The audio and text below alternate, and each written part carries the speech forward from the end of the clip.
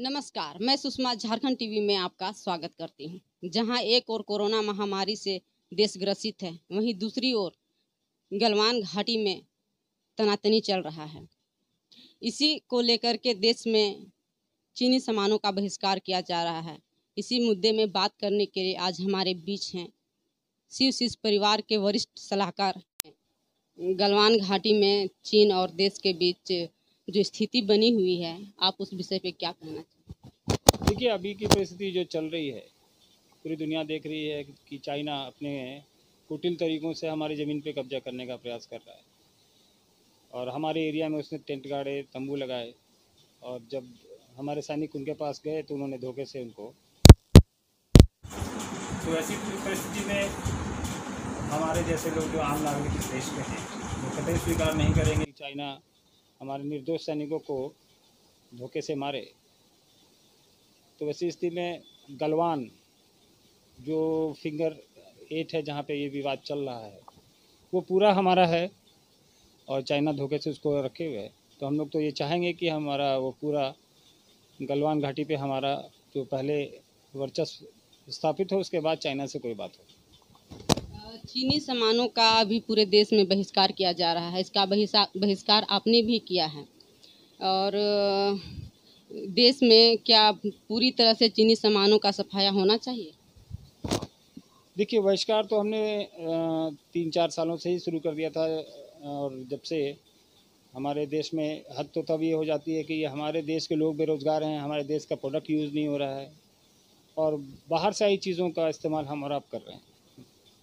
तो उसका बहिष्कार तो हम पर्सनली व्यक्तिगत तौर पे 3-4 सालों से कर रहे हैं। लेकिन अब समय आ गया है कि पूरे देश से वैसे ही सभी तरह की चीज़ों का सफाया होना चाहिए जो चाइना से आती हैं, क्योंकि बिना चाइना के भी हम रह सकते हैं, उसके बिना प्रोडक्ट के भी हम रह सकते हैं।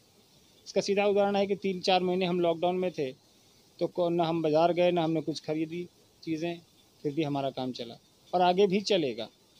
इसलिए जो चीज़ें आ रही हैं वो स्वदेशी आएँ और हम और आप उसका ज़्यादा इस्तेमाल करें ताकि हमारे लोग को रोज़गार मिले, उनकी चीज़ें आगे बढ़ें। और ये आवश्यक है कि तब तक लोग आगे नहीं आएंगे, तब तक हमारे चीज़ों का इस्तेमाल शुरू नहीं होगा और चाइना के बनी हुई चीज़ों का विरोध शुरू नहीं होगा।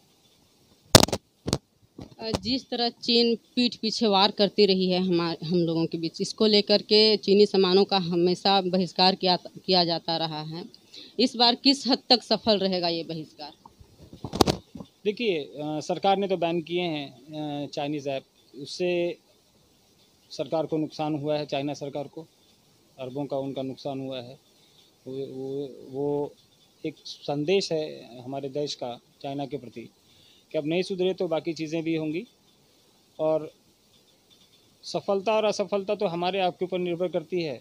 देश बैन करे ना करे, लेकिन हमारा आपका ज़मीर कहता है कि वैसा देश जो हमारे लोगों को नुकसान पहुंचा रहा है, हमारे सैनिकों को शहीद कर रहा है, उनकी चीज़ों का इस्तेमाल न करें और लोग इसके प्रति जागरूक हों। हमारे देश में बहुत सारी चीज़ें बनती हैं जिनका इस्तेमाल किया जा सकता है और आवश्यकता है इसी के लिए सोच डेवलप करने की। हम इस देश में रहते हैं तो हमें इस देश की चीज़ों का ही इस्तेमाल करना चाहिए। जब देश में सैनिक शहीद होते हैं तब लोगों के मन में देशभक्ति उमड़ता है। इस पर आप क्या कहेंगे, आपका क्या विचार है? देखिए, ऐसा नहीं है कि जब शहीद होते हैं तो देशभक्ति उमड़ता है। हाँ, उस समय देशभक्ति का थोड़ा उबाल ज़्यादा रहता है क्योंकि स्वाभाविक है किसी आपके भाई की, किसी आपके दोस्त की जान जाती है, शहादत होती है और तो जिसके कारण होती है उसके प्रति गुस्सा स्वाभाविक है। जनाक्रोश होना भी चाहिए इस जनता के अंदर क्योंकि हमारे सैनिक शहीद होते हैं। लेकिन अगर न भी शहीद हों तो हम तो चाहेंगे कोई भी शहीद ना हो, हमारे देश का एक भी जब नौजवान बॉर्डर पे शहीद ना हो। लेकिन देशभक्ति का जज्बा तो कायम रहना चाहिए, चाहे किसी भी मोर्चे पर हो, जो वो सीमा पर हो, चाहे खेल के मैदान में हो, चाहे कूटनीति में हो। हमारा देश सर्वोपरि है, राष्ट्र सर्वोपरि है और उसकी भावना तो जीवन पर्यंत हर इंसान में होनी चाहिए। चीनी सामानों को बायकॉट करने के बाद क्या देशवासियों में कोई असर पड़ेगा, इसका कोई प्रभाव पड़ेगा? हमारे समाज में कोई बहुत बड़ा प्रभाव नहीं पड़ने जा रहा है। हाँ, तात्कालिक थोड़े प्रभाव दिखेंगे लेकिन उसका कोई बहुत असर नहीं होगा और अगर असर होगा भी तो झेलेंगे। हमारे लिए जो शहीद हो रहे हैं उनकी जान से ज़्यादा कीमत चीनी सामानों की नहीं। तो हम तो हमारे लिए सबसे ज़रूरी हैं सैनिक, और हम उनकी कीमत पे चाइनीज़ ऐप क्या दुनिया के किसी भी कंट्री का ऐप हो चाहे कुछ भी हो, हम उसको ठुकरा सकते हैं। धन्यवाद सर, आपको अपना कीमती समय देने के लिए।